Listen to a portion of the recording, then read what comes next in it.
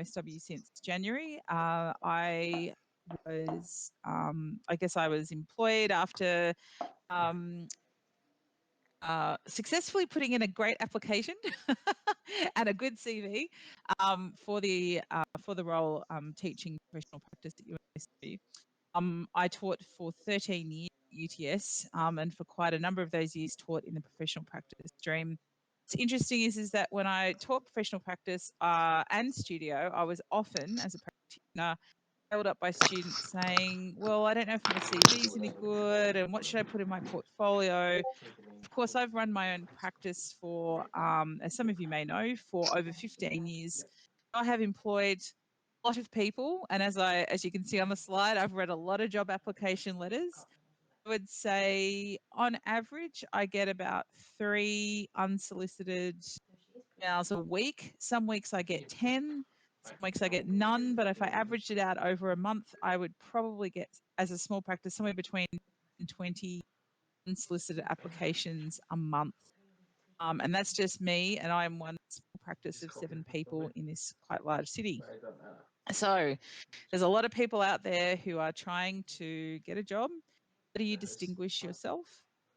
So for those of you who may be here because you just want to hear me talk, present this lecture again, even though there's still a recording on Moodle, I'm pretty sure. I've actually added a bit of extra content to make it worthwhile for those of you who have heard the lecture in term 1. Let's see if I can get to go to the next page. Does not want to go to the next slide. So you've got one other group member, right?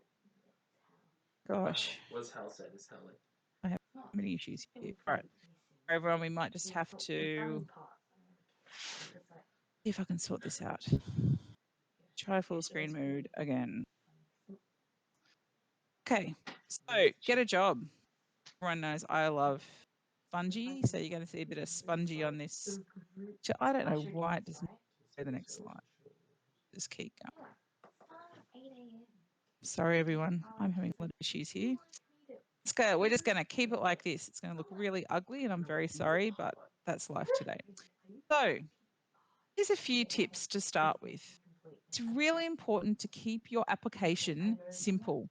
Talking about your application, I'm talking about all the components of what you're sending to someone. Now, obviously, I've written this from the point of view that you may be sending an application as a cold call, as in nobody's advertised this job. You're just effectively lodging an expression of interest. However, I would say that the same applies if you were applying for a job through a recruitment agency. And in fact, you would find that some of the recruitment agencies have quite strict requirements in terms of size of your portfolio and other things like that. I don't know what is wrong. Sorry, everyone, I'm just going to close this. I'm going to reopen it. Very sorry, technical issues. Very boring. Let's try again. Yeah, sorry, everyone. Let's just try it again. Okay, I will type out my highlighted bits in the document upload. And I was like, do you paste it? And then Hal was like, sorry, I had a connection thing. And then Hal was just like, yeah, I'm trying to use the window arrows and they're not working on my computer for some reason, David. Sorry. Let's just. Anyway, and then. Okay. Sorry, everyone. So keep your file size below 10 megabytes. The last thing you want to do is have your file absolutely kill someone's email. Now, 10 megabytes, admittedly, isn't a lot, but in the context of some of the files I've been sent, particularly in recent times where email has been capable of sending 15, 20, 25 megabyte files, I think it's quite a problem if you can't keep your file size below 10 megabytes. The other thing I would say is keep your files separate. So don't combine your CV, your cover letter, and your portfolio into a single document. There's a few reasons for that, which you'll see as we progress through the lecture. Do not send links to cloud-hosted portfolios, okay? Behance, Dropbox, or WeTransfer links. And some of you might say, oh, but these things are safe. You know, my Dropbox is safe. The fact is that the person at the receiving end may not know that. I can tell you that I've had quite serious cybersecurity issues. Or I've had other practices send me things. It wasn't them sending it, it was someone who was malicious, and they sent them as Dropbox invites, they sent them as Enhance invites. They've been sent WeTransfer links that had malware attached to them. So I'd really strongly advise you. I know that lots of you probably use Behance, but I think that a lot of people will be quite hesitant if they know anything about cybersecurity, access a cloud hosted portfolio. And the fact is that for some servers, especially at large practices, they might cyber block anything that has a link in it. So this is where attaching documents often is the most fail-safe way of sending an email with your CV and portfolios. Make sure you send your application from a Gmail or maybe your university email address or a similar account. If you're working at an existing architectural practice, now this may not apply to a number of you because you're students. The simple fact is that you may find that it's a pretty bad look if you send job application to another practice from the place that you're working at. Now I'm continuing to have issues with the arrow key for some reason, so I'm just going to have to go out of full screen. I'm really sorry, everyone. It's going to look ugly, but we'll live with it. So let's talk about the CV. CV needs to be concise and verifiable, and what I mean by that is that you need to put things in there that are true, and that if someone checked up on you, you're not what we would say gilding the lily. So anyone who knows me knows that I love the dictionary, I love words, and I love saying. Gilding the lily means that you're extending the truth. Okay, so if you haven't finished your degree yet, you need to be clear that you haven't finished your degree yet. Okay, you can do things like anticipated completion 2021, write all those sorts of things, but don't make out that you've finished, because if someone goes to check up on you, they're going to find that that's not the case. So here's the key information that needs to be in your CV. And I'm going to show you some examples. Those who've seen this lecture before will know I've got some examples that have been de-identified, so I can absolutely rip into them. So you need your key contact details and maybe a photo. You might think a photo is important. I think the jury's out on that one. Sometimes it helps people see that you're personable. Some people feel that, especially women, often don't put one because they feel they might be judged on their appearance, which I think is terrible. Unfortunately, still the state of the world. So there are some good reasons as to why you may or may not use a photo. Your education and qualifications. Notice I use the word tertiary, and you'll see my markups of people's CVs in a minute. Your architectural work experience and the roles that you have had, if you have architectural work experience. It does not mean that if you did a week, who are Australian educated students who went to high school in Australia, that does not mean that if you did a week in your uncle's architecture practice in year 10 for work experience because you had to, you do not put that in your CV. If you think I'm joking, I'm saying this because I've seen it. Your level of skill and experience with software and practice activities, including hand drawing and model making. Other work experience worth mentioning. So do not underestimate what you can demonstrate to a potential employer about your capability, your communication skills, your work ethic. Even if you're just talking about working as, say, a tutor, working as in a cafe or a bar, any number of different jobs where you can express work experience you've had and place it within the context of looking for your first professional role in architecture. Community activities, including volunteering, I think are really great to put on your CV because it shows that you're interested outside of yourself. And referees. I think it's great to have a work referee and a personal referee or a character reference. I know that many students get sort of say, well, the only work referee I've got is the guy who owns the news agency where I work, and I'm not really sure if he's going to give me rap that I need. Some people, maybe your tutor, if you've done a studio, you can ask your tutor about that. My arrows are so screwed that they went backwards. Going. This may be a little hard to read. I'm hoping you guys can see it. This is Jenna, who back. This is Jenna, who is one of the tutors in Prof Prac, and this is her one-page CV. You can see that she's done a lot of stuff, right? And she has managed to put everything on one page, and that's because of the way she's organized it, right?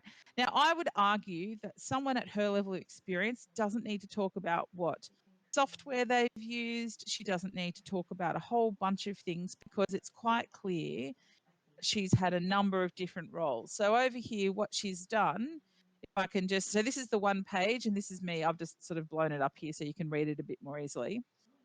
She's put her qualifications. Now, she's obviously a registered architect. None of you guys are registered architects, but the qualifications first. And she's put her practice experience. Now, if this was you guys, you would put work experience that you have, whether that's in architecture or not. You might put whether you've got any awards or achievements here. Now, so I've had people put like Duke of Edinburgh awards, or they've got their bronze medallion, or any number of things, not necessarily just academic awards. She's also got her referees down here, okay? But this is proof that someone who's got a career of 10 plus years, if they can put it on one page, so can you guys. Now, the reason why I haven't de-identified this one, it hardly works for me, is a UNSW graduate. He, and I think ultimately, I think this is a really clear CV. And obviously, I thought it was very clear because I gave him a job, not just because of the CV. So let's just unpack what he's put here. His status is he's a graduate of architecture. Now, this, for those of you who are students, you can either put student of architecture. You might, if you're between your bachelor and your master's, you can put that you're a master's MArch candidate. But you cannot use the term graduate of architecture if you haven't got your master's degree. You cannot absolutely use student architect. That term is not allowed under the Board of Architects, the Architects Act. The Architects Act is very clear that any use of the word architect, even if it has the word student, which you might think is very obvious, any term that uses the word architect or architectural, except for architectural assistant, basically could be deemed as being misleading. You could put student of architecture, you could put MArch student, you can use anything else. Don't use graduate unless you've got a master's. I've seen some bachelor students call themselves graduate of architecture, and I've had to send them back an email saying, no, no, no. So Brad has put a very short summary here. I'm a graduate of architecture based in Sydney. I'm currently employed. Sorry, David's just texting me. I'm not sure if that's gonna. Yes, that's a good idea. Thank you. That's why I was like. See if that works with the full page view. Let's keep going. Ah, hurrah! Some genius bar out there worked that one out. Thank you. Let's keep going. So Brad, hopefully we won't have to go back to the ugly page again. Brad's put a very neat summary here. He hasn't gone on and on and on about himself. He's said prior to starting his master's at UNSW, he was employed for 2 years at Darrell Jackson and Mr. Swain in Canberra as an architectural assistant. That for me was enough to go, no, this person's got a bit of experience. He's been working for a year since graduating. Then he's put this really neat timeline here about the different roles that he's had, including working as an assistant tutor at UNSW. It's very helpful.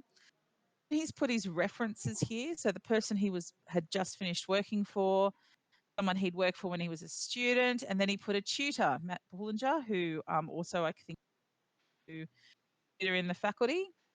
He has his education.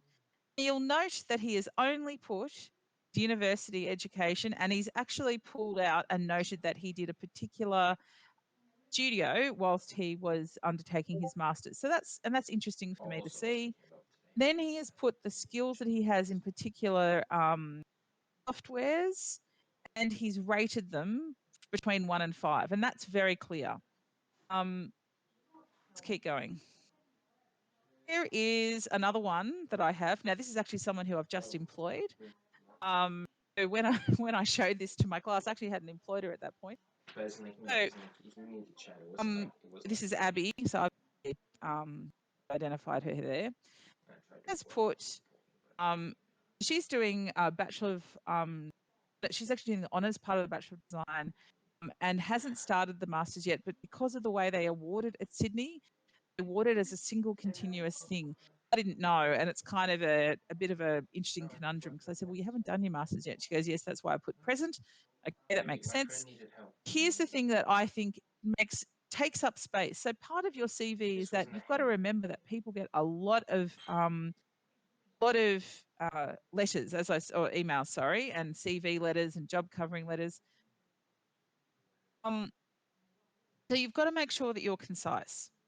She has not had an architecture position before working for me. So none of her work experience was about working for architects. So look, you don't put your high school education. I'm sorry, but we're just not interested. Okay. I mean, it's fantastic that Abby did very well in D&T. It's taking up valuable space in the CV. At the end of the day, once you get accepted to architecture school, nobody cares you got 97.0. I'm sorry to break it to you all. I got 98.1 in the old money, and believe you me, when I got to art school, I was like, I want a refund for all those extra ATAR points that I got. So yeah, look, nobody cares about this. It takes up valuable space in the CV. Better to talk about your experience. Abby here talked about where she had worked most recently. When I interviewed her, she'd actually been, the news agency had actually put her back on during COVID, which was very kind that she had something to do.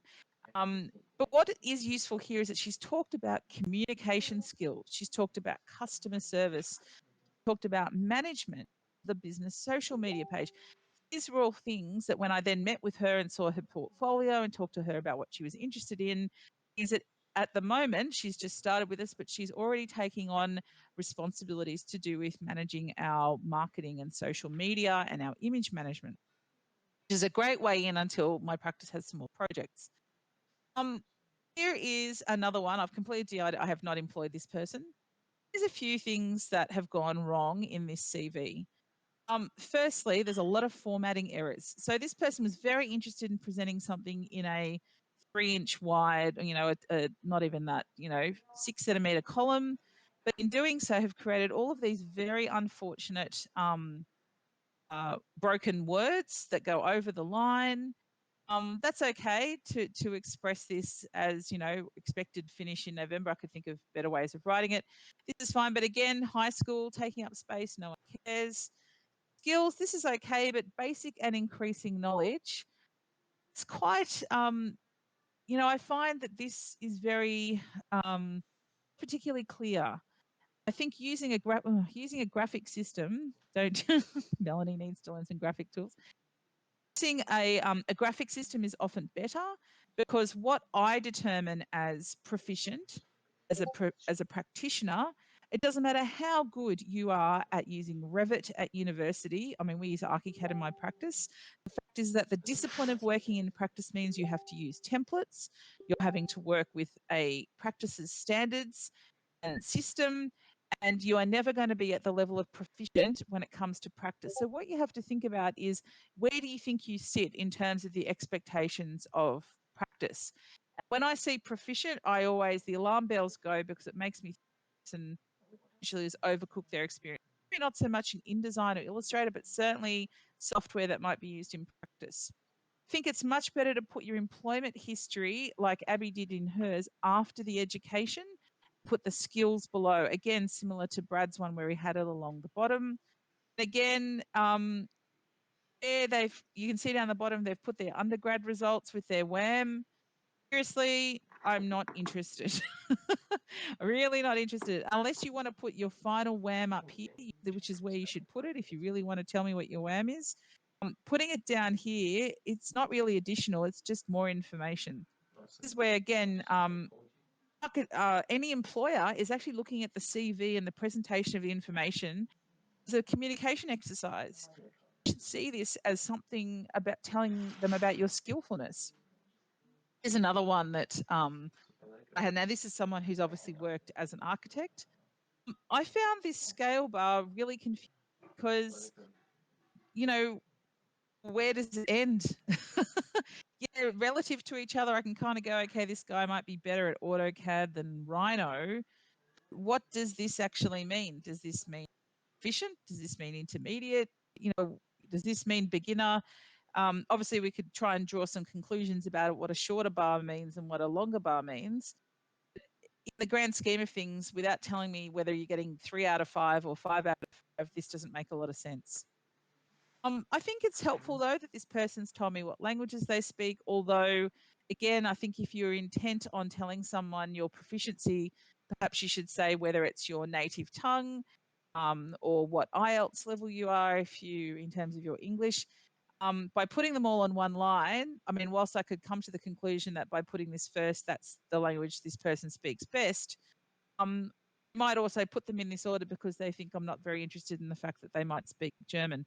So again, you've got to think about what is the hierarchy of information. It's not very different to how you might think about putting a drawing set together for a presentation at university. This is another thing that I found really bizarre is that this person put their most recent experience at the bottom. You should always put your experience with most recent chronological experience at the top, not at the bottom. Nobody wants to read about how you were a cadet in, you know, I'm thinking about this person because you can't see the rest of his CV.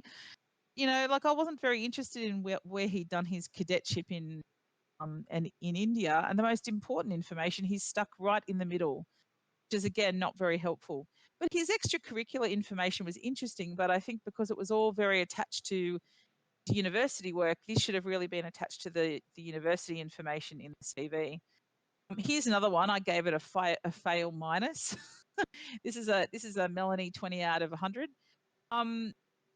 Again, using terms like junior architect, what does that actually mean? Again, we're seeing the most recent last. This is all completely out of order. Okay, they've told me there are other work experience, software skills. Again, how do I know how much experience this person has? He might have just downloaded it once and never used it. He loves to tell me how, I think it's a he, this one, loves, and he's very passionate about cooking, loves to meet new people, love, love, love. You have to be careful that your language is not too flowery. Obviously, you want to come across as someone who is professional, and this sort of language is really not appropriate for a CV. Then given me a reference here who I can see is attached to this Arat Hospitalities, Arat Developers, but there's no name. I wouldn't know who I'm contacting. Again, the same issue with languages known. Is he telling me that English is his first language, or he just wants to put it first to please me? So this is where you've got a hierarchy of the information. So go just to summarize, because I'm watching the time because we had so many. Your CV or your resume should be 2 pages max.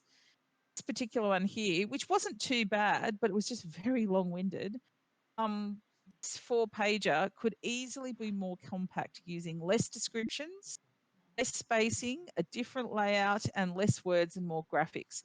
This is where the graphics that we saw in Brad's one particularly were very powerful because they told me a lot of information very quickly. When you're talking about the tasks that you've undertaken, and this is actually from one of your compadres who's in the Masters, who gave me stuff to pull apart when we did the lecture back in term 1. That's great that he's done all these things. A lot of these things actually be combined and expressed within 3 or 4 dot points. So, you know, that is buried somewhere in here. It would be much better to only have 3 or 4 dot points. So think about how project stages can concisely convey a range of tasks and activities. It may have been better for him to say, prepare blah blah blah documents including designs, concept, side analysis, blah blah. You could have actually combined stuff here and stuff here just in that line there.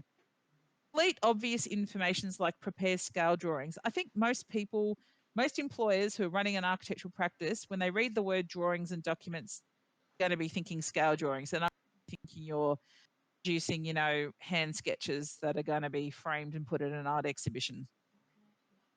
use people to sort information about your experience. For example, you might say, communicated with clients doing da da da da da da da da, rather than talking about meetings with consultants and clients. And then I've seen ones where I've said meetings with council, meeting with builders. It's like, well, why didn't you just talk about all the things you did with the clients and all your things you did instead of giving me 1,000 different lines about all these different. So you can actually talk about how much external experience you've had through organizing it through those different people you may have worked with. So remember to keep your CV generic and focus on core architectural skills. If you're someone with 10 years architectural experience and you're really super experienced at hospitals, feel free to have a specialist focused CV.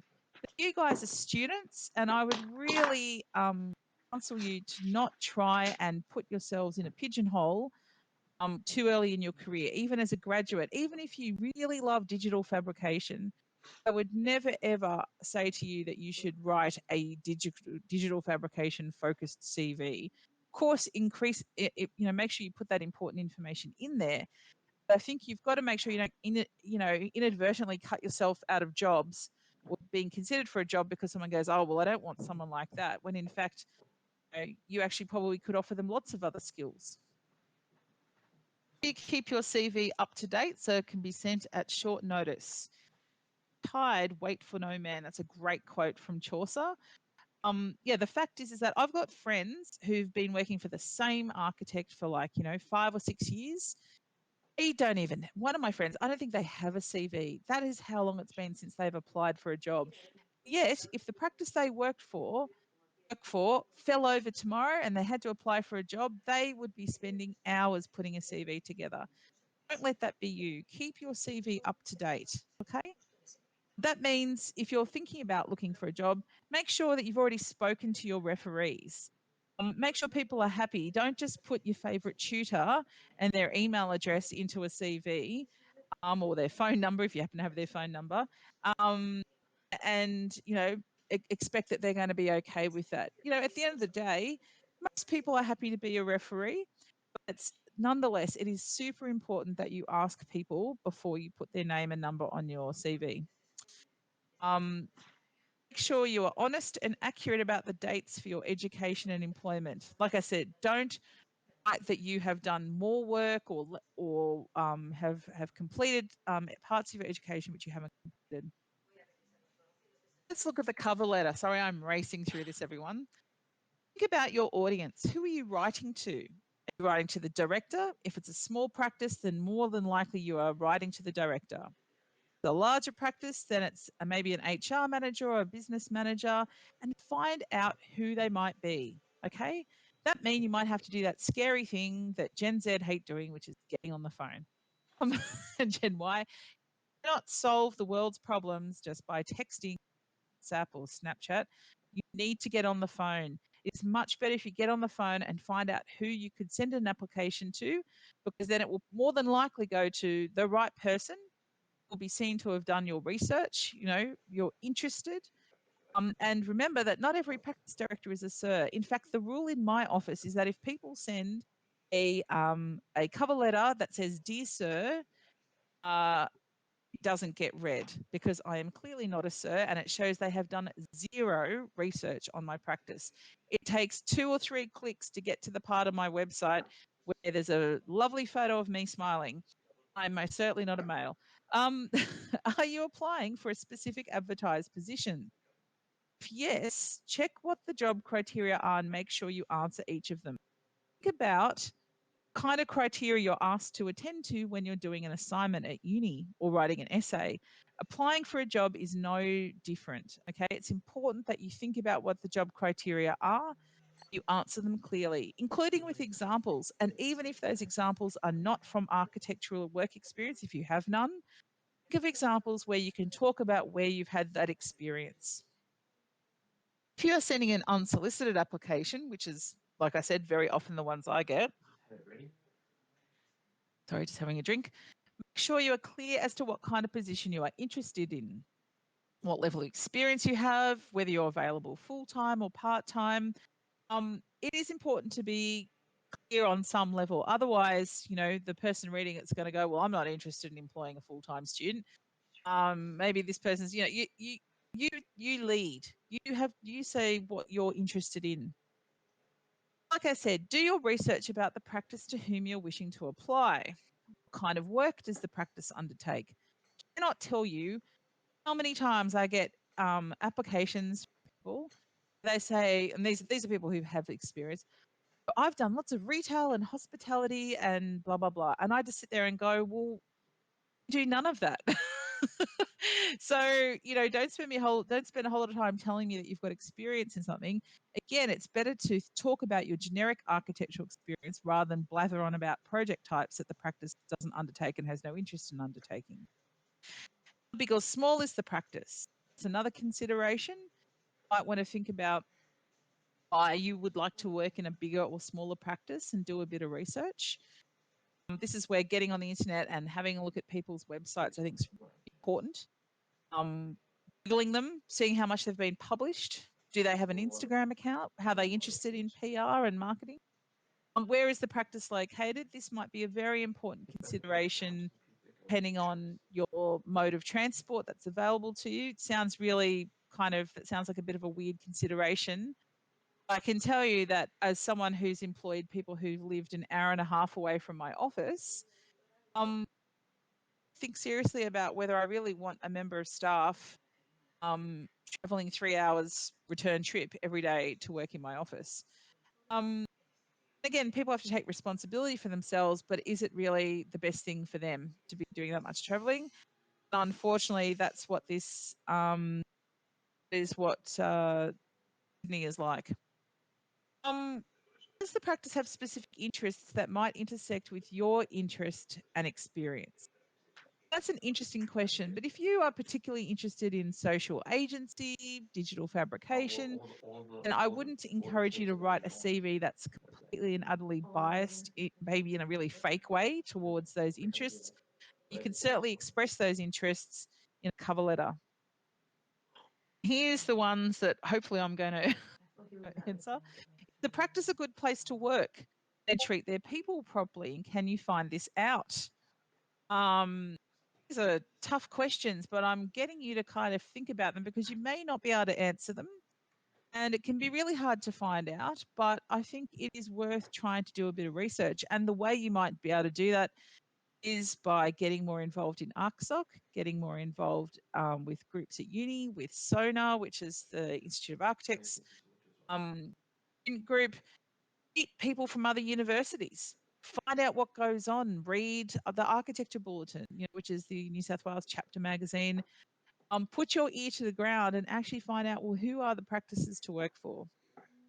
Yourself in the picture. Why do you really want to work there?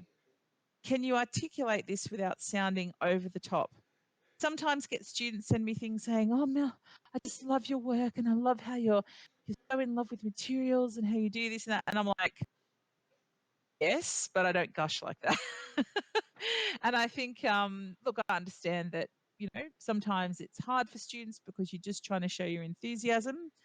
I think ultimately what you're trying to do is sort of express why you think you are interested in that, in the work that they're doing, and why you think you make a contribution.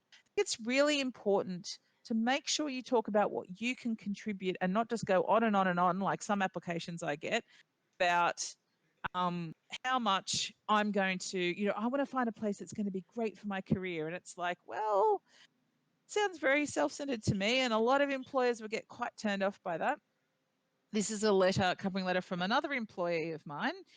He's a very ambitious young man, the old Bill. We call him the old Bill because he's the youngest person in the office. Now, I think he's actually been usurped by Abby. I have gained extensive experience, so he's got a nice sense of confidence and is connecting with my practice, particularly in construction processes and detailing. I have done blah, blah, blah, blah. This gives me an advantage. That's a nice, confident thing to say. But he's then saying to move across different tasks as required. In other words, I'm happy to do whatever you tell me to do, Melonie. He's very much like that. You can see here he's got a nice balance of here is where I am confident. That's because I want to use my confidence in serving you as the employer. I think that's a really balanced way of being confident and talking about ability. I believe I have the ability, again, this is very Bijl, very confident, fit into a team and take on my role with confidence and efficiency. Again, using language to talk about where he's confident, but also be able to say, and I want to do this again in service of. So this is much better than some cover letters where I get, I'm looking for a place that can really develop me and where I'm going to blossom. It's like, that's awesome. You have to think about how that comes across to an employer. This is Brad's covering letter, which I think was great. He talked about how he'd been working in a practice where he acknowledges what previous practice did for him, provided a platform to further develop my career through experiences only a small practice can offer. He talked about, and I think that's a really great reflection. And this is where you can reflect on experiences you've had maybe in studio if you haven't worked before. You can start to talk about, you show that you're reflective and you're thinking about how things that you have learnt can be applied in a hoped for job. I think that's excellent. However, we get letters like this. I have devised strategic initiatives which I believe will prove valuable to blah blah. Now I know that had permission to use this is from one of my master students, and I mean the whole class was he was very happy to have it ripped to shreds. Will not be disappointed. Okay, that's this is not the language we want in a letter. And it makes me feel like, are you selling me KFC? You will not be disappointed. It's really important to not oversell yourself. My expertise in design makes me a great addition to your team. That's to make you sound like you're really full of yourself. Again, sometimes it's just in the language, but using the word expertise, I do not expect to see that in a cover letter from a student. Never, ever. I just don't. But you can see here that he has tried to connect with the practice, but maybe it's become a little bit convoluted. Don't try too hard to sort of read too much into architects' websites. Here's another one. Let's see. As a young designer, I find Bijl Architecture's ability to enrich the everyday life of the clients through an unbelievable. I mean, this is just long. Find your research products and accompanying essays, and I thought, who reads my essays? Gee, you really are a bit of a tragic. I think, then it's interesting to read this here. For me, one of the most exciting parts of the design process is the initial research and subsequent conceptual development.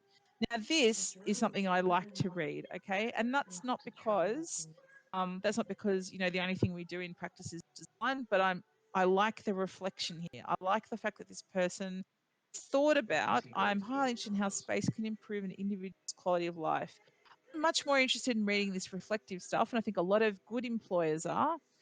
And I think I make that comment, good employers, because there's a lot of employers who just want to go, yep, oh, you got 3 years doing Revit, yeah, that's awesome. Don't care what you've done, and so there's lots of practice who will be very happy to just employ you based on your software. Honestly, I think that anyone who employs you just on your software skills run far, far away.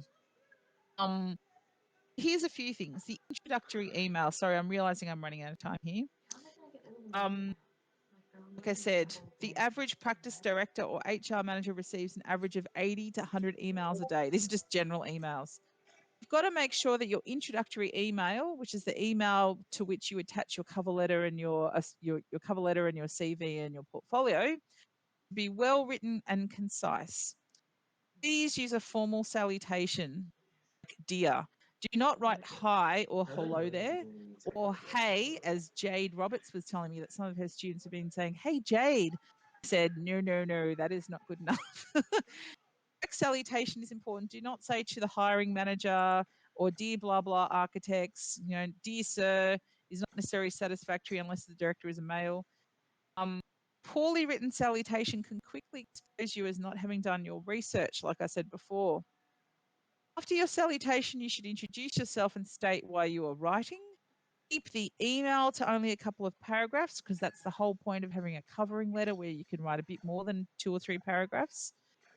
Email should note what you have attached, and don't ever send copy all or a generic email to 50 different practices. Again, if you think I'm joking, I have seen and received emails where someone has written an email address from, I'm not joking, probably 100 different practices in Sydney and went, "Hey everyone, here's my CV." It's like, that is the quickest way to just annoy a whole bunch of people and get deleted. I think we've talked enough about letters. Oh, here's another one. "Dear Bayl team." No, I'm running to apply position of graduate architect. Like I said before, there is no such thing as a graduate architect. Make sure you use the right terms. "I'm expecting the chance to dedicate the best of my ability to Bayl, in Bayl." Now, look, I understand that some of these, I'm definitely showing you letters that have been written by people where English is not the first language. That's probably some of you who are listening today. English is not your native tongue. My comment here is, get someone who you know who is a better speaker than you or is a native speaker to read your email before you send it, so you don't say things like this. Because again, I'm very empathetic to students. I'm very empathetic to people who are trying to find a job in Australia and English may not be their first language. So I look at it and I don't go, "Oh, what a joke." But for some people, they are going to read this and it's going to turn them straight off. Okay. So it's really important to, if you can, someone to help you, someone from student services, a friend. I love this one because there was no advertisement. And we don't call it a graduate architect position. This person absolutely, guns blazing with every single software they've ever used. And then they tell me they've attached their resume and portfolio, and that's all I get. It's like, oh, I have no idea really why you're emailing me, except you just want to tell me that you use all this software. Think about what you're doing. Yes, sir, madame. It's not my name. I haven't been called Melonie Bayl since 1997. Now the reason why I have this one here is what this person put. Again, there's some pretty poor English expression. "Rest assured, you will not be disappointed." It sounds like they're selling me steak knives. "Do have a laptop with necessary software to work on." No. Should never be working at a practice that expects you to supply the software or the hardware to do your job. So the fact that this person is offering, feel really sorry for them. And I probably actually replied to this person and said, "Please don't ever offer your own personal equipment to do a job where this should be supplied to you." Sorry, David and Emily, I'm looking at the time and I'm running way behind as usual. I'm going to give this presentation to ArcSoc, by the way, at the end. The portfolio, again, be concise, be clear about what is your student work. And if you have worked for other people and they've allowed you to take some drawings, really clear about what is student work and what is from past employers. And if you include samples of work from a previous employer, be very clear and honest about what your contribution was. Don't make out like you were the lead designer when you just did, a bit of the DA drawings. So, this is probably not a bad way of showing an actual project that's been worked on at a practice. My project contribution, this is really clear. I think what Brian did here is, it's very honest. You can see that these are real projects. My project contribution, I'd have no doubt about where his expertise, where his level of experience sits. Make sure the portfolio has your name on it. Sounds obvious, but again, I'm only telling you these things because I've definitely been sent things. Savage with your editing. Nobody wants to receive a 300-page portfolio. The number of pages to each project proportionate to the project size. And the other thing I will say is, make sure when you edit your drawings, because especially with student projects, you probably tried out different graphic techniques, different scales of drawing, all that sort of thing. Make sure you edit or put them into the portfolio in a way where they read like a book that has an overriding graphic sensibility. Okay? But when you are editing the drawings, to make sure they all fit together, really please make sure you don't omit things like labels and north points and scale bars, which you've got to remember, when someone has never seen your work before and they're trying to orient themselves to where your level of experience is and what these projects are doing, you take away the really basic orientation things like scale bars and north points. It makes me as an employer go, does this person actually know where north is? So here's you can see the scale bar here. That's very helpful for understanding this particular project. A bit of a concept description. Sorry, I'm racing through this. a contents page is really helpful. We're near the end. Don't worry, guys. Organising university projects in reverse chronological order. Put your most recent project that you are happy to show first. Okay. Please don't start with first year and end at third year. Start if you've only did the bachelor's, the third year project first. And like I said, be savage with your editing. Don't need to include every project if you're not happy with it.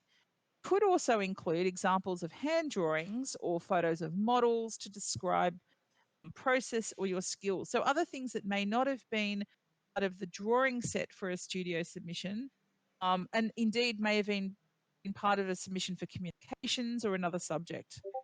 Here you go. Here's the content page that we have here. We've got projects that have been done at uni, and then we've got projects that have been done in practice. Here's my summary. Yes, we're almost at the end. Think first, what is motivating you to contact the practice and what are you looking for? How to structure to make sure you say everything you need to and avoid repeating. Write a draft, read over it, check your spelling before sending, or get someone else to help you check for your grammar if you're not sure. Keep your documents and personal details up to date. Very important. Your CV and portfolio should include all of these things: projects, work experience in your CV, referees, your visa information, and make your approach genuine. Okay. Most practice directors can see through a generic email. But make sure that you send an email that tells the director or the person reading it why you are contacting them. Here comes the last few bits. I'm sorry, we're running over time. Don't burn your bridges. Architecture is a small profession. It is a small profession in Sydney. It's a small profession in Australia. And I can tell you that as someone who has never worked overseas, but has given lectures overseas and has a number of friends working overseas, it's still pretty much like 3 degrees of separation. Don't burn your bridges. Some other things you should know. You guys should know that there is an award that governs how you will be how you should be treated, how you should be paid at minimum, and what your working arrangements are once you start working in an architectural practice or in a business that employs architects, which could be a builder's building company, for example. I can't believe still how many graduates really are not particularly au fait with the award. And the fact is that the award covers you from when you are at university. Okay? There is a whole section on students of architecture and what you should be paid, and that once you get past the first few weeks of employment, what the pay rate should be. This is full-time, part-time and casual. Then if you've done your bachelor's and you are working on your master's, or you're going to commence your master's next year, for example, there are other pay rates. This is serious, okay? It's important for you guys to know this stuff because it's the difference between taking a good job and taking a really terrible job. There's a few other places that you can connect with other students from other universities and connect with information about starting your career in architecture. So that's SONA, which is part of the Australian Institute of Architects. And there is Sarah Lebner, who's a Canberra architect, has started a little thing on the side that she has called My First First Architecture Job. And it's great. She's really focusing on graduates, but I think as students, there's a lot to be learned in things that she offers. There's these guys who are not architects, but are really good because they are thinking about how can you guys start to think strategically about your career. They're called Graduate Game Plan. They have resume templates and all sorts of things. Some of you may have heard of them, but they're local. And a couple of books that are worth reading. This is one by a friend of mine, Jem Barton, who's a British academic. It's a fantastic book. It's written for people across the design disciplines. Jem actually is an interior architect. This is a really great book, very provocative. For anyone who thinks that COVID is the worst thing ever and how am I ever going to find a job, I suggest you read this book. This is by Eric Cezal. He graduated from architecture school in the States, the height of the GFC. this is a really fantastic book that looks at his challenge, thinking about the value of architecture and architects. So there's my. I bookended the presentation with a bit of a little bit of spongy. Patrick smiling. So thank you for paying attention. I am so sorry I've gone over time. Hopefully we've got enough time for the questions, and I'm going to stop sharing my screen. Can't share my video, David, for some reason. I don't know how to get into the questions, but maybe I go to lecture discussion and click on that hashtag. Is that right? Yeah. I think there's just one question at the moment from Arc, but yeah, that's pretty much how you access Kieran, it. look, Kieran sent me his CV, and can you give me 1 minute, and I'll just show you a couple of things from his CV? Is that okay? Is if everyone's got one more minute? Yeah. Okay. Sorry, I will. Sorry, I'm taking. I think the guys who heard this lecture the first time forget that this lecture actually took like about an hour and a half because there were so many questions. There were so many questions. His book is custom. Sorry. Open it up. Sorry, everyone. Mass lecturers don't know how to do stuff. Yeah, there we go. Kieran sent me his CV, and I think it's interesting to show. Oh, what am I doing? Making it smaller. That's not very helpful. Let's see if I can go to full screen. This is interesting because Kieran has done a number of different things, and he's you won't mind me saying that he's a mature age student. He's a bit older than some of you guys. Being a bit silly again, so I might just have to go back into the. Sorry, everyone. Now it's crashed. No, let's just go through. Kieran has included a photo, and he's included a very reflective photo here. I'm not sure if everyone wants to position themselves so much in the landscape, but that's kind of interesting how he's called it a collection of work and experiences. And I think for someone who is a bit of an older student who has different experience, then actually this might be a way of framing the things you've done. If any others of you have done other degrees or other things before coming to architecture, I don't think you should discount what you did before. And I think finding a way to frame it is really good. I think very reflective, Kieran, and I'm not sure that a lot of employers are necessarily going to read it, not because they would think it's not worth reading. I guess my comment is it has to be a balance between how much you reveal of your personal self and how much you. So this is like the person who said they loved tennis and loved blah blah blah. That's great, but I think we have to, there's a balance between telling me the things I need to hear as an employer and revealing too much of yourself, because I read this and I go, oh, this is amazing how this person's talking to me about their own experience, but I'm also thinking about that there are numerous other employers who won't be interested, and there's a balance. So anyway, I think it's really great how Kieran has sort of talked about his own personal experience and then talked about it through the projects. I think this is a nice way of positioning text. I think students find it really difficult to put text into their projects, between their projects. I think it's also interesting to use the word placemaking because that is seen as being a bit of a different way of practicing as architects. There's a lot of photography, Kieran. Again, it's a beautiful portfolio. It's a really beautiful portfolio, and it shows me that it has amazing presentation skills. My concern as a potential employer is that I'm not seeing enough. I would like to see some more architectural, strictly architectural, traditional drawings, if that makes sense. Because I can see amply, okay, that's quite good. I did look at this before to work through. I guess this is where, again, you've got to be careful how much your studios lead what you say about yourself and what your interests are. So again, you can see Kieran's really put some beautiful diagramming in here. Part of me feels that I've seen the same thing now sort of 3 or 4 times. And perhaps looking at this, it may be worth showing another studio that is perhaps more conventional than some of the other studios that have been shown here. Kieran might completely disagree with me, and Kieran and I'm always good for a robust debate. But yeah, so I think, feel free to go really the whole hog with your graphic presentation if that's what you think is going to pull your or show if you're your expertise.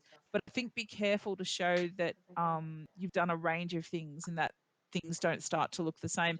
Look, I say that because when I was teaching at UTS, for part of the time that I was teaching at UTS, it was the height of parametricism. And there were master students who were coming out with portfolios and everything just looked like something that Rhino had vomited up. Um, and that's a problem because it probably actually didn't really tell people about what their true skills were. But that was what that's what happens if you let the studio content lead your portfolio too much. Make sure that you're thinking a bit more from a potential employer's point of view. Donna's got a question. So, David, how do I answer the question? Just pop up, or do I? So basically, just just read the questions out, and we can just answer it in voice chat. I think. Stay in the. Oh, okay. Well, so yeah. I can see Emily's one that just popped on the screen. Oh. Maybe just read them out to me, David, because I'm just afraid I'm going to break it or exit or do silly. Oh, good. So Just to assure everyone, I am not a Luddite. I am an absolute whiz in Teams and Zoom, but I thought I'd give Discord a try because I wanted to prove to my children that I know how to use Discord. So I haven't done a very good job today. Anyway.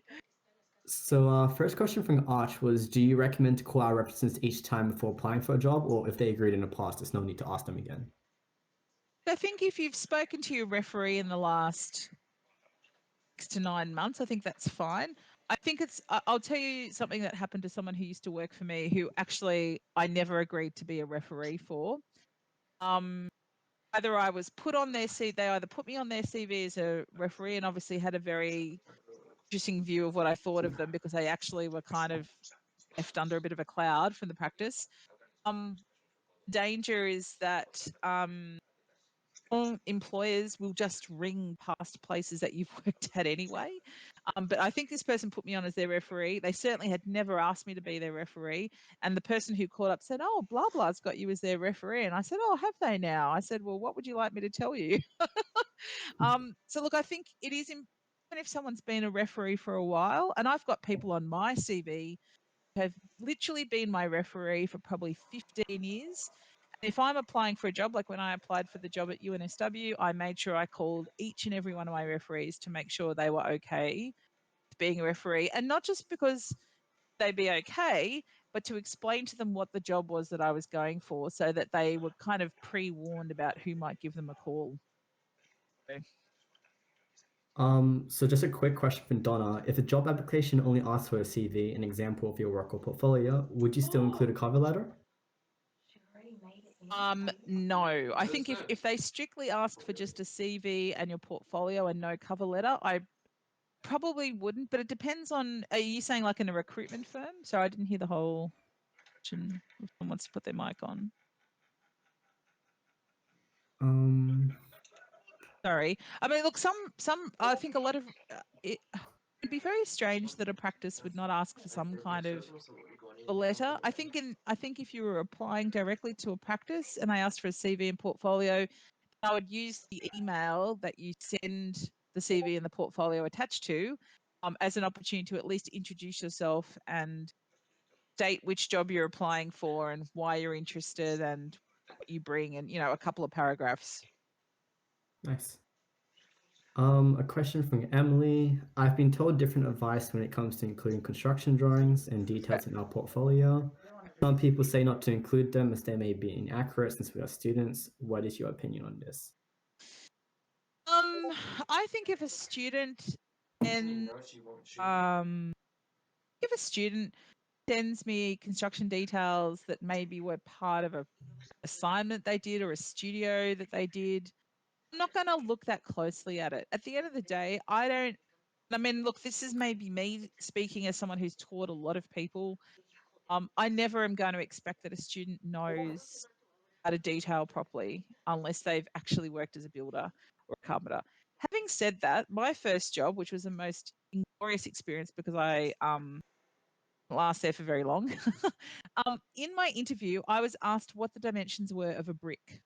Kid you not. I was asked what the typical mortar mix was for bricklaying, and I was just taken by a six, not because I hit for a six, not because I didn't know anything. We had a very good very solid construction education at university, had amazing construction lecturers actually. But it was just a very strange thing to ask a graduate to ask anyone in a job interview, and it probably says a lot about that person. To be honest, at the end of the day, look, I think if you're showing something as part of a studio and you can say this is something we were asked to explore, I really don't think anyone's going to criticize that. I think it's far more problematic when someone who is putting themselves forward as, basically a registered architect or someone who's close to being an architect, it's in details and passes them off as their own, and then they clearly have no idea. And that actually happened to us. We had someone who came in with a portfolio full of construction details, and after about 3 or 4 months of working for us, it was quite clear they were never involved in any of them. How they got their hands on the drawings because they looked impressive. So again, I think you have to maybe qualify why you're putting details in. Look, I wouldn't put lots of them in. I guess to answer your question, Emily, I would think if you have one studio or you maybe worked on one project with detailing, that's fine. But I would never expect that everything has details. Just a few more. Can the cover letter be the body of the email, or do you include the cover letter as an attachment like the CV and portfolio and then write something else for the body of the email? I think that you can write, like I said in the presentation, you can write a couple of paragraphs in your email, but you can put more information in a cover letter. That cover letter that I showed you that I marked up from Bijl, who works for me, he wrote a couple of paragraphs on an email, but the cover letter was actually had a bit more information. It doesn't mean that you can't put the same information in the email that's in the cover letter, but I would never write a long email because my eyes are going to glaze over. a lot of employers' eyes are going to glaze over. The other thing is that the cover letter being separate demonstrates that you understand the formality of writing a letter. And this is something that I think a number of my Prof Prac students found this term very confronting. We were asking them to write letters. People think that letters are a thing of the past. They are absolutely not a thing of the past. Ask Brad, who works for me, and Bijl, both of them, particularly Brad. He said, the one thing that you find once you're working in practice, especially in smaller practices where you are right on the front line of dealing with clients and consultants and counsel and builders, is how many letters and how much written communication you have to do, and it has to be formal. You can't just write what you think, and so writing a cover letter is a good demonstration of your written communication skills. Oh shit, there's like a chainsaw looking thing. I really like this question from Christina. What would be the best way to show a graphical digital animation for a portfolio? Would it still be looked at as if it's a website link?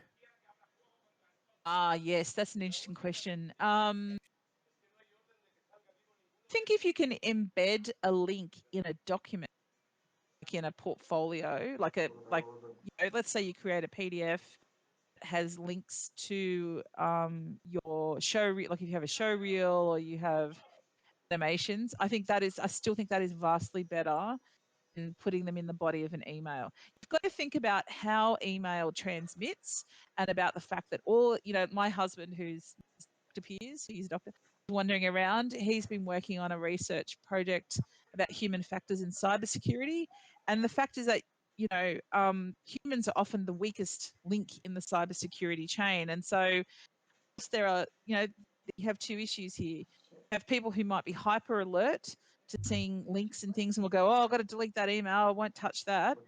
But then you also have the issue of a lot of practices or big companies putting in all sorts of software blocks emails that have unrecognized links. So this is where if you attach a file and you put the link in it, you've probably got a better chance of it getting through the email screening.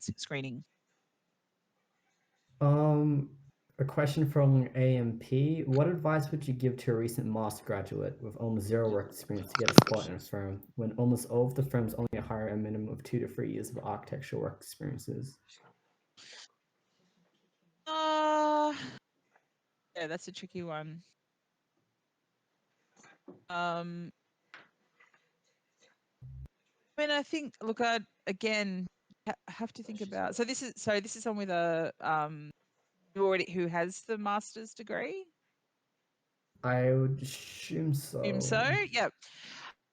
So if you have finished your master's and you don't have any architectural experience, look, that is a tricky place to be. I'll be honest about it. This is why I try to encourage students about being a student job. Not that it's the most well-paid job in the universe, but it is important to try and get some experience before you finish your master's. However, I think the difficulty is if you don't have experience, is this 2 to 3 experience thing. You've got to ask what kind of practices are they? I would say that there are a lot of larger practices that are happy to take on graduates because they need bums on seats doing drawing, basically, because they just have such massive projects. No worry, Kieran. But I think the other thing is that a lot of smaller practices will take on graduates with less experience, but it depends on the practice projects in a way. One of the challenges, I can tell you this as someone who's practiced for a long time, one of the challenges I have found doing a lot of residential work is that houses are very personal, they're very emotional. Clients can be very touchy and difficult to deal with at times. And I have found that some graduates just are not suited to that work. Whether that's because they just need a bit more life experience. I'm just going to be really honest here. They need more life experience. Where maybe they're just not prepared for the fact that architecture can get that up and close and personal with you. The fact is, and also that there are numerous tasks in a small practice. No 2 days are the same, whereas in a larger practice, every day could be the same for months because you are working on a massive railway station. So this is where you have to, you may need to go and need to sort of dig a bit deeper and just look past the job ads for the where it says the 2 or 3 years experience. Go and talk to some recruiters. I think the best recruiters in Sydney are bespoke by a long shot. One of the reasons why is pretty much everyone who works there, including the director and owners, are trained in architecture and interior design. They've been there, lived it, done it. So I think that if you're really struggling and you want some direction and you maybe want to be pointed towards where there's potential positions, then maybe it's time to kind of talk to a recruiter rather than trying to do it alone if you're finding that difficult. I think we'll just push for maybe 1 or 2 more questions. Kieran's already answered this one, but from Kelvin, when applying for an internship, paid or unpaid, would the approach for applying be relatively the same as what you've stated? All right, I'm going to say something really bluntly. There is no such thing as an unpaid internship in Australia.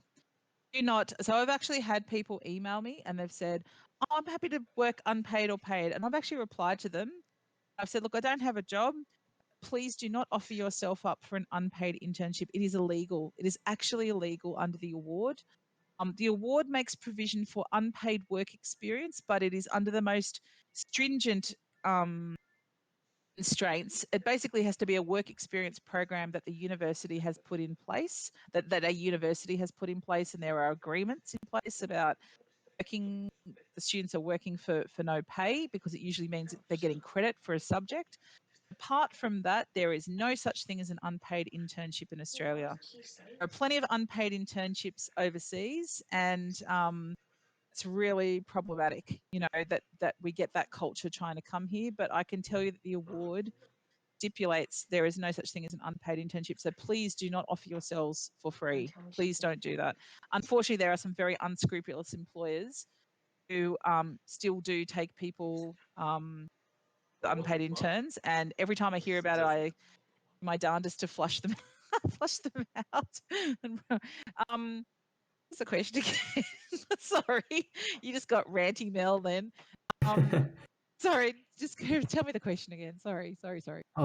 So about the internship, would the approach for applying be relatively the same as what you stated? Yes. Yeah, look, and I think, if you're a student and so you're not applying for an internship, we just don't really use that term in Australia. That's a very overseas term.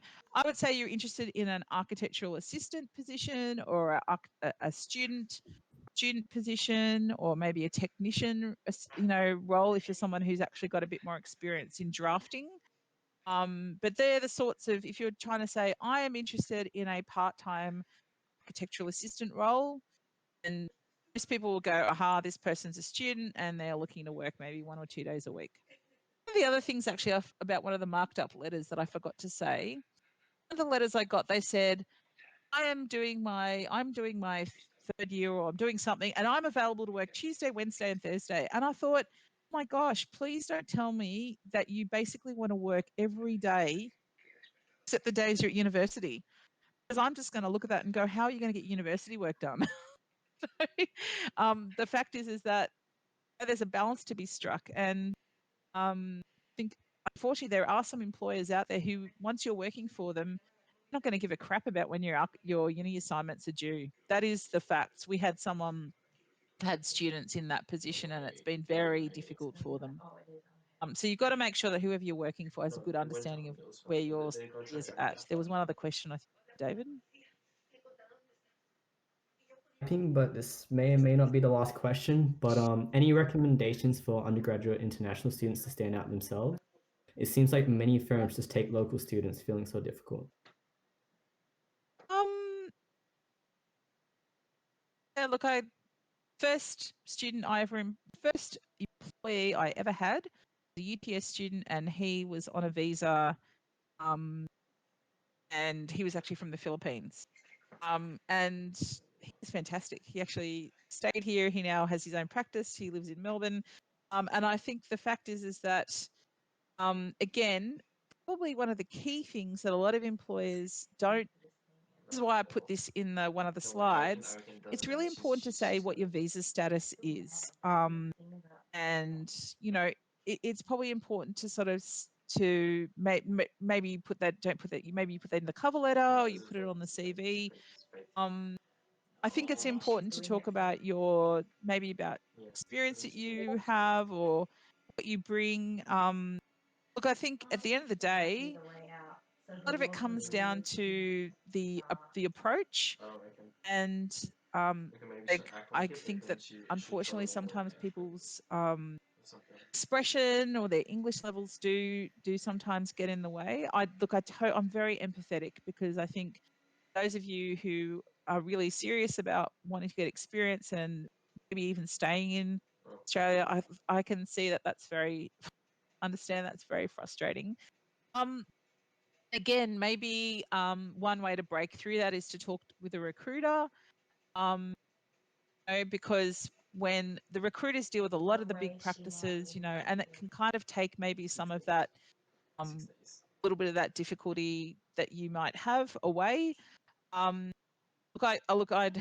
think that there are all sorts of biases that exist in the profession, unfortunately, and it's not all about international students. I think there's a lot of challenges. I can tell you, as someone who went to the University of Newcastle, that when I moved to Sydney, the fact is that even now, I find that there are networks and friendships and connections in the profession I will probably never have much of a part in, because I didn't study at the University of Sydney.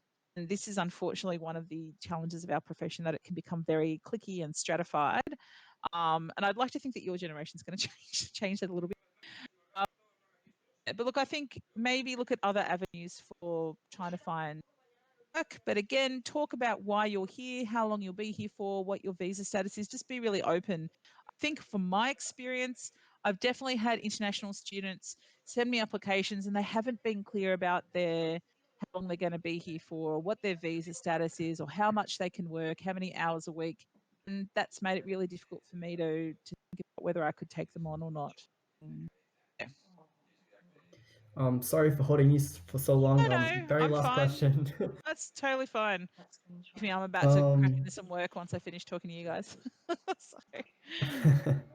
So there has been a new category added to the Architects Award recently, bachelor's degree with a pathway to a master's of architecture, which has a considerably higher pay rate than the student Yes. for architect. What is the best way to let your employer know about this? I think you could be quite pointed about it and say that you have that you've completed your bachelor's, you are looking you have on the pathway to masters, and that this is your, you're looking for roles that align with this part of the award. I mean, you could actually be quite, not forward, but you could actually be relatively clear about that. The ACA, which is basically the employer's body, this is the interesting thing about the award. And why architecture is probably not very good at being unionised, in spite of many architects being very left-leaning, is that the award has been fought for by the employers, not by the employees. So this is very different to a lot of other awards that exist out there. So I think what's interesting is that these revisions of the award actually reflect issues that practitioners like myself are expressing to the ACA.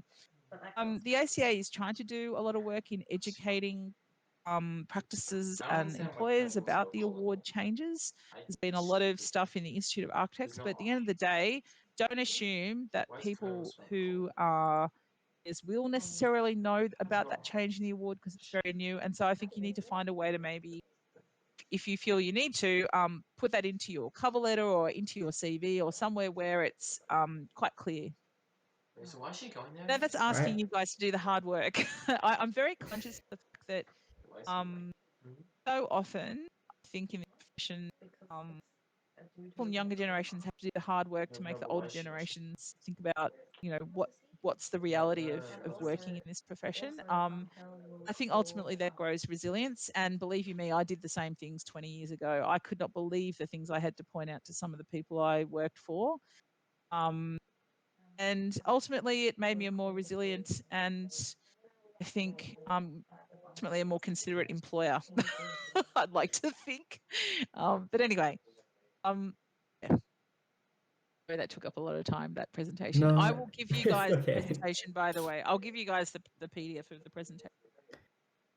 But yeah, I wanted to say thank you for your time. We did push a lot. I'm so sorry for holding right. you so long. But No, it's yeah, I actually thought that was a really engaging lecture and talk. I'm only a first year, so this stuff is a bit of affair. It's closer than I think, obviously, but no, it's really, really insightful to see stuff like that and give perspective on an employer's point of view as well. I'm just gonna hand it over now to Emily to make a few announcements, say thank you, and we can wrap up in the next 5 minutes. Nice. Yeah, so as David said, thank you so much for joining us tonight. Yeah, I'm sure we will feel a lot more prepared for tackling job applications now. And we hope to work again with you in the future, and hopefully in person. Yes. Absolutely no worries. Hopefully, I don't know when we're going to go back to face-to-face lectures, but anyway, hopefully sooner rather than later. Absolutely. Yeah, this concludes the lecture for tonight. So just for everyone, just a reminder to sign in if you haven't already, and to stay tuned for future ArcSoc events by following us on Facebook, Instagram, and